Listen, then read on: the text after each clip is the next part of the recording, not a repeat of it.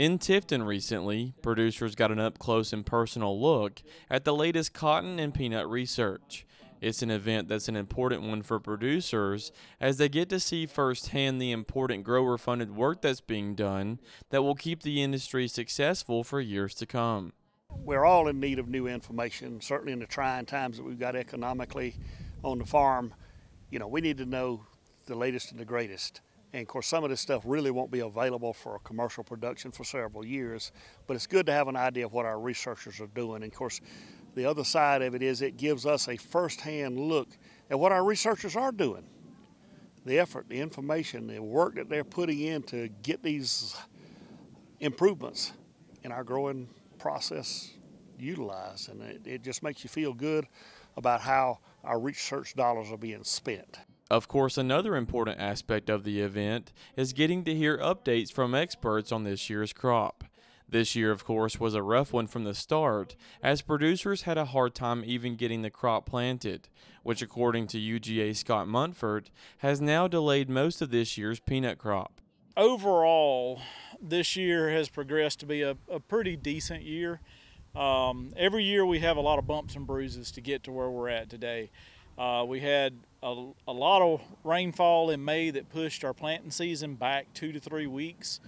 So a lot of our acres are planted the last week of May going into June. And then we went from being extremely wet to extremely hot and dry in June. So we fought some things to get this crop up and going. Since getting it up and going, producers have still had a challenging time, as the weather has caused a number of disease issues for peanut producers. Problems we've faced this year have been tomato spotted wilt virus. It will be a problem every single year, but growers need to look in their fields now. More spotted wilt than you want? Well, what could you have done earlier to do it?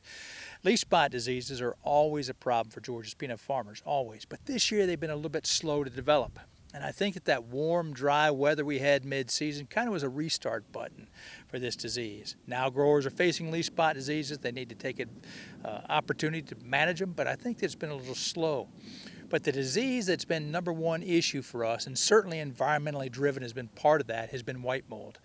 White mold flourishes when we have warm, moist, humid nighttime temperatures. We've had that. Even when we're not getting rain, if we have heat, if we have warm days, it can be. Munford says that the roller coaster of weather has continued to be a trend all throughout the growing season, as even now, dryland peanuts are suffering from lack of rain. However, he says despite that, the crop could still turn out to be a decent one. The dryland crop is struggling. That's about 40, I think it's around 49% of our crop is dryland. We had a lot more irrigated this time. And so that's the one that I'm really concerned about as far as how is that going to fare out. But I think it's a good, maybe slightly above average crop. Reporting in Tifton for the Farm Monitor, I'm John Holcomb.